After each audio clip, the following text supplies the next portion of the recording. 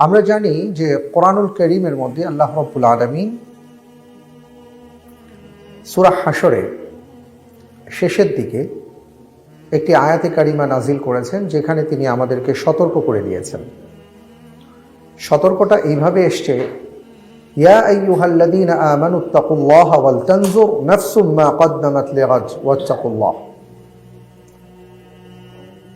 হে ঈমানদারগণ, আল্লাহ তাআলাকে ভয় করো এবং প্রত্যেকটা প্রাণ, প্রত্যেকটা মানুষ যেন চিন্তা করে, ওয়াল তানজুর, সে যেন ভাবে, ওয়াল তানজুর নাফসুন, প্রত্যেকটা প্রাণ যেন ভাবে, মা কদ্দামাত লিগাদ, সে তার ভবিষ্যতের জন্য কি রেখে যাচ্ছে। আমরা দুনিয়ার জীবনে দেখি যে আমরা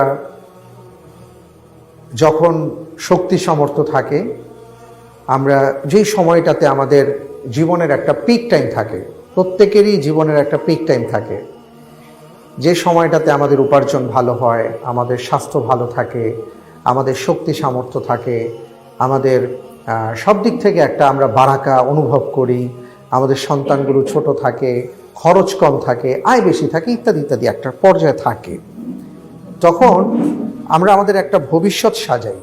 সেই ভবিষ্যৎটাকে আমরা এইভাবে সাজাবার চেষ্টা করি যে আসলে আমরা সবাই জানি যে আমাদের সময়টা তো এইভাবে থাকবে না, কাটবে না।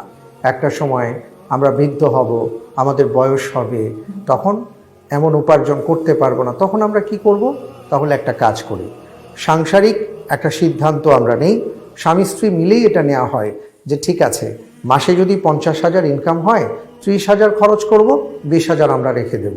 আগামী 20 বছর পর এটা জমানোর পরে যেই টাকাটা আসবে, আমাদের বুড়ো বয়সে এটা কাজে আসবে। আপনি চাকরি করেন, আপনি ব্যবসা বাণিজ্য করেন, আপনি যাই করেন না কেন, আপনার সর্বক্ষেত্রে কিন্তু তখন এই চিন্তাটাই থাকে, আমরা সেটাই করে থাকি, কারণ আমরা ভাবি ভবিষ্যৎ চিন্তা। তো সেই ভবিষ্যৎ আমরা একটা পর্যায়ে আমাদের সন্তানেরা বড় হয়, সেই সন্তানদের হাতে আমাদের সেই ভবিষ্যৎ তুলে দেই। ভবিষ্যতের সুন্দর ভবিষ্যতের আশায় এমন অনেক মাকে দেখেছি, অনেক বাবাকে দেখেছি, যারা তাদের সমস্ত সম্পদ তার সন্তানের নামে লিখে দিয়েছেন, সমস্ত সম্পদ তার সন্তানের হাতে হস্তগত করেছেন। একটা পর্যায়ে সঙ্গত কারণে, যে অনেক ক্ষেত্রেই মা বা বাবা বয়োবৃদ্ধ হয়ে গেছেন, এখন আর তিনি এই সম্পদ নাড়াচাড়া করতে পারবেন না, সম্পদ ইউজ করতে পারবেন না, ইউটিলাইজ করতে পারবেন না, যে কারণে কি করেন, সন্তানকে তার ওকিল নিযুক্ত করে দেন।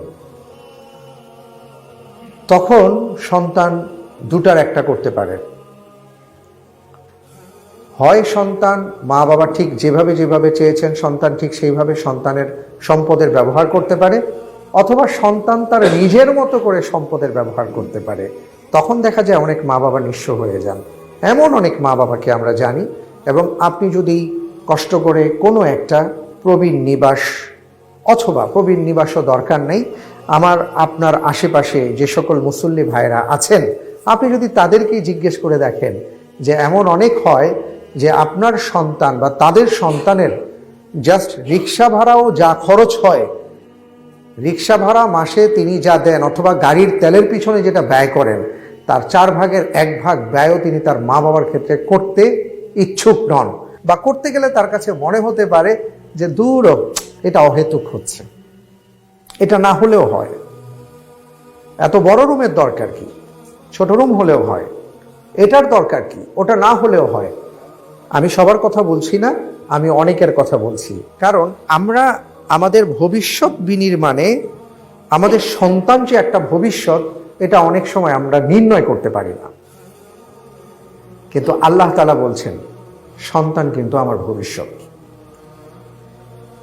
আল্লাহ তাআলা এই জন্য বলেছেন ইন্নামা আমওয়ালুকুম ওয়া আওলাদুকুম ফিতনা।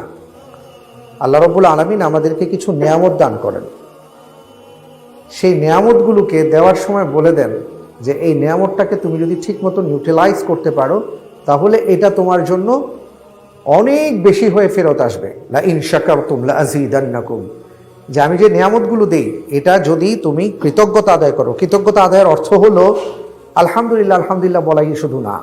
কৃতজ্ঞতা আদায়ের অর্থ হলো আল্লাহ তাআলা আমাকে যেই যে নিয়ামত দিয়ে ধন্য করেছেন, সেই সকল নিয়ামতগুলো ঠিক আল্লাহ রাব্বুল আলামিনের নির্দেশিত পথ এবং পন্থায় যদি আমি খরচ করতে পারি, তাহলে আমি সেই নিয়ামতের শুকরগুজার হলাম। এখন আল্লাহ সুবহানাহু ওয়া তাআলা আমাদেরকে বলেছেন, ইন্নামা আমওয়ালুকুম ওয়া আওলাদুকুম ফিতনা, যে আমি তোমাদেরকে নিয়ামত দিলাম, সন্তান দিলাম, তোমাদেরকে সম্পদ দিলাম, কিন্তু মাথায় রেখো এটা তোমার জন্য পরীক্ষা। এটা কিন্তু তোমার জন্য বিশাল একটা পরীক্ষা। কত বড় পরীক্ষা হতে পারে? এত বড় পরীক্ষা হতে পারে যে এই পরীক্ষায় যদি তুমি ফেল করো তাহলে এই সন্তান তোমার শত্রুতে পরিণত হতে পারে, যেটা সূরা তাগাবুনের মধ্যে আল্লাহ তাআলা বলেছেন, ইন্না মিন আমওয়ালিকুম ওয়া আওলাদিকুম আদুউল লাকুম। আল্লাহ রাব্বুল আলামিন বলেছেন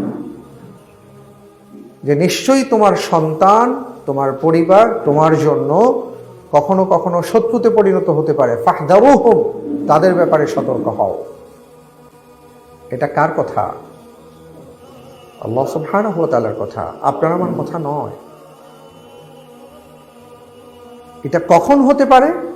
এটা তখনই হতে পারে যখন আমরা আমাদের ভবিষ্যৎ বিনির্মাণে সন্তানকে যুক্ত না করে বরং সন্তানকে আমরা আলাদা রাখবো এবং ভাববো যে না, অসুবিধা নাই, ওর ভবিষ্যৎ গড়ব। আমরা যেটা করি, আমরা কিন্তু সন্তানের ভবিষ্যৎ গড়ি।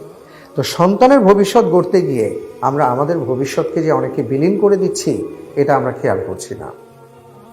সন্তানের ভবিষ্যৎ গড়তে গিয়ে যেটা দেখা যায় যে আপনি তাকে এমন একটা স্কুলে দিচ্ছেন যে স্কুলে তার এমন একটা লাইফ সে লিভ করে যেটার সাথে আপনি শুধু ভবিষ্যৎটা দেখছেন তার, যে সে একজন বড় মাপের ইঞ্জিনিয়ার হবে, বড় মাপের ডাক্তার হবে, বড় মাপের এটা হবে সেটা হবে। আপনি ভাবছেন এটা ওর ভবিষ্যৎ। তো ওই ভবিষ্যৎ বিনির্মাণ করতে গিয়ে আপনি তাকে এমন অনেক কিছু দিচ্ছেন যেটা আসল ভবিষ্যতের ক্ষেত্রে অন্তরায় হয়ে দাঁড়িয়েছে, ওর ক্ষেত্রেও আপনার ক্ষেত্রেও। তো ওই সন্তান বড় হয়ে যায়, ওই সন্তান অনেক কিছুই হয়, ওই সন্তানের জীবনে অনেক কিছু আসে, কিন্তু একটা সময় ব্যাকডেটেড মা বাবা হয়ে যাবে এবং তখন সেই সন্তান তার মা বাবার পরিচয় দিতে অনেক সময় কুণ্ঠাবোধ করে। আছে এমন অনেকেই আছে। শুধু তাই নয়, আমরা এটাও দেখেছি যে আমাদের অনেক মা বাবার ক্ষেত্রে, যে দেখুন জীবনের পুরো বিষয়টাকে যদি আমরা সাজাবার চেষ্টা করি, যে আমরা আমাদের সন্তানদেরকে কি অবস্থায় রেখে যাচ্ছি। আমরা কেউ পৃথিবীতে থাকবো না, আমাদের সবাইকে চলে যেতে হবে, এই নির্মম সত্য, এটাকে অবশ্যই বিশ্বাস করতেই হবে, বিশ্বাস না করার কোনো কারণ নাই। কিন্তু সন্তান যে আমার ভবিষ্যৎ হতে পারে, এটা বিশেষ করে কখন বুঝতে পারি জানেন? যখন আমাদের চোখটা বন্ধ হয়ে যাবে, তখন আমরা দুই ধরনের সন্তানের সাক্ষাৎ পাই। এক ধরনের সন্তান এমন হবে আপনার আমার জীবনে, আলহামদুলিল্লাহ, যে সন্তান বলবে যে আমার বাবা আমার মা আমাকে শিক্ষা দিয়েছেন, আমি আমার মা বাবার সলাতুল জানাজা পড়াবো, ইমামতি করব। আপনি সফল, আপনি ভালো একটা ভবিষ্যতের বুনিয়াদ রেখে গেছেন। আপনার সন্তান প্রতিনিয়ত আপনার জন্য দোয়া করছে, রব্বির হামহুমা কামা রাব্বায়ানি সাগীরা। আপনার সন্তান আপনার জন্য বলছেন, রব্বি ইগফির লি আবি, রব্বুল আলামিন আমার বাবাকে আপনি মাফ করে দেন। আপনার সন্তান আপনার জন্য প্রতিনিয়ত আপনার জন্য পাঠাচ্ছে যা আপনার দরকার, কারণ আপনি আপনার আসল ভবিষ্যৎ চিনতে পেরেছেন। আমরা যারা মনে করি যে আমাদের ভবিষ্যৎটা হলো বুড়ো বয়সে কি করব, এটাই আমার ভবিষ্যৎ, না। একজন মুসলমানের জীবনের ক্ষেত্রে তার চিন্তা করা উচিত যে আমাদের ভবিষ্যৎটা হলো যেদিন থেকে চোখ বন্ধ করব সেই দিন থেকে শুরু। কারণ আপনি যতক্ষণ জীবিত আছেন আপনার কোনো অবসর নেই। দুনিয়ার মানুষ আপনাকে বলতে পারে যে আপনার এখন অবসর সময়। ইসলাম বলে কিসের অবসর সময়?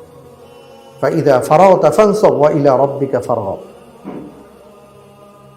আপনি যদি নিজেকে কখনো মনে করেন আমার কাজকর্ম শেষ, আমি এখন অবসরে গেলাম, এর পরের দিন আপনি অসুস্থ হয়ে যাবেন। কারণ আল্লাহ তাআলা আপনাকে এই জন্য পাঠান নাই। এই জন্য ইসলাম কোনো মানুষকে অবসরের কথা বলে না যতক্ষণ পর্যন্ত চোখ বন্ধ না হবে। আপনি সাহাবায়ে কেরাম আজমাইনদের জীবনী দেখেন, এক একজন সাহাবা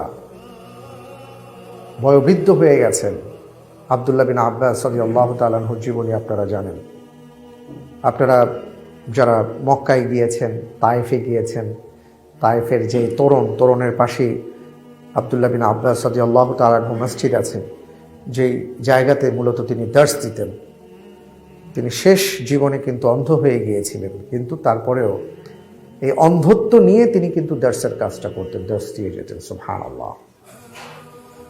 কারণ একজন মুসলিমের বিশ্বাস হলো আমার জীবনে কোনো অবসর নয়। হ্যাঁ, আপনি চাকরি থেকে নিতে পারেন, কিন্তু আপনার জীবনের অবসর হয় নাই, আপনার অনেক কাজ আছে।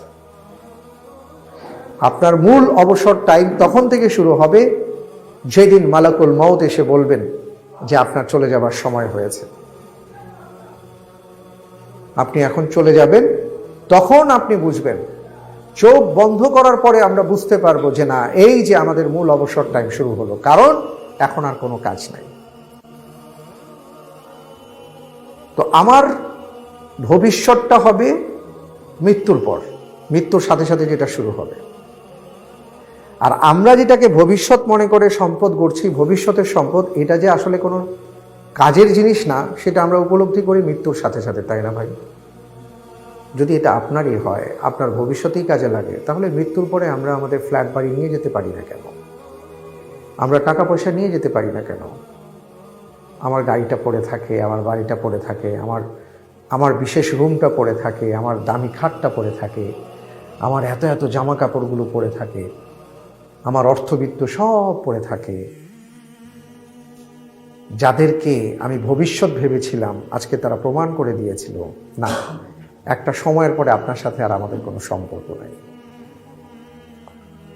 তাহলে মূল ভবিষ্যৎটা হলো আল্লাহ রব্বুল আলামিনের যে বক্তব্য, সে অনুপাতে আপনার আমার নেক আমল আর রেখে যাওয়া সন্তান, আর যেই সম্পদ রেখে যাব যেটা আপনার আমার মৃত্যুর পরে কাজে দেবে। সুবহানাল্লাহ।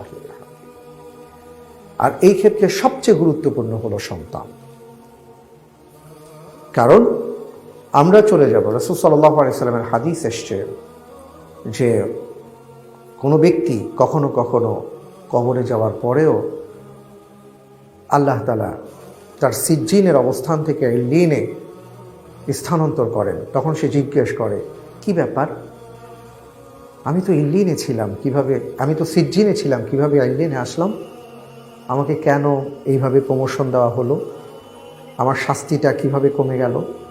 তখন তাকে বলা হয়, তুমি যে দুনিয়াতে সন্তান রেখে এসছো, তারা তোমার পক্ষে আল্লাহর কাছে দোয়া করেছেন, তোমার পক্ষে আমল করেছেন, তোমার জন্য এটা করেছেন, আল্লাহ তাআলা কবুল করেছেন, যে কারণে আজকে তোমার সেই আযাব থেকে নিয়ে আজকে এখন শান্তির স্থানে আল্লাহ তাআলা স্থানান্তর করে দিয়েছেন।